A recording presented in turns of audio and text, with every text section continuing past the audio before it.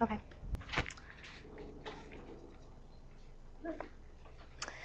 How many of you have ever bought a CD because you read a really good review about it? Do you know who wrote that review, why they wrote it, how they got the CD in the first place? My name is Catherine Bone, and I work as an intern in the publicity department of Roadrunner Records. The publicity department may sound like advertising, but it's different. Advertising is geared more towards the public, and publicity is geared more towards industry people, such as music writers and editors and people who could get the word out to the public.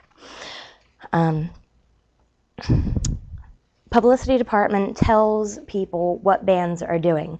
Usually this is done through press releases, and what a press release is it tells the who, the what, the where, the when, and the how of the band, and that's according to Regan Shagan, who wrote a book on publicity and promotion in the music industry. The press release is not written as a news story. It's written more like a press release has to be interesting. It can't be just facts. It's got to be filled with colorful language and has to make the writer want to find out more about the band. Once that interest is established, we need to convince the writers to write about the band, and they can do this through writing a review of a CD, or writing a preview of a show, or doing an interview with the band.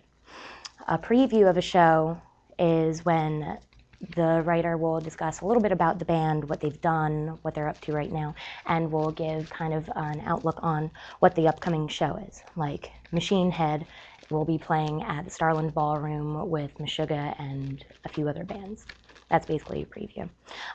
Review, you've all read reviews that this show is really awesome and so forth.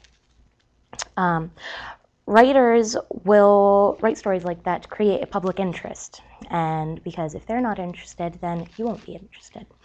Another way that we can get people interested in the band is through promotional CD reviews, and you all know what a finished product looks like. This is, if you want to pass this around, this is just a promotional copy, which are not sold in stores, and it's only the CD. It's got all the information printed on it, and it'll tell you just the song names, and it's an easy way for us to get mailings out to reviewers so that they can tell you how great the CD is so that you'll go out and buy it.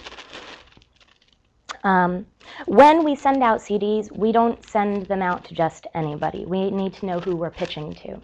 So a high fashion magazine like Nylon or Vogue won't want to do a spread on Machine Head, who are a metal band. They are not in the fashion world whatsoever. So you need to know who you're pitching to, and that's according to Jessica Rickey, who is the Senior Director of Media and Artist Relations of Roadrunner Records, and she's been doing this for years. Another thing is that we do the same thing for tours, that we contact certain people who would be interested in the band. So likewise, we wouldn't contact the local Christian hard music magazine to say Devil Driver is in town, because they wouldn't really want to put a spread on Devil Driver.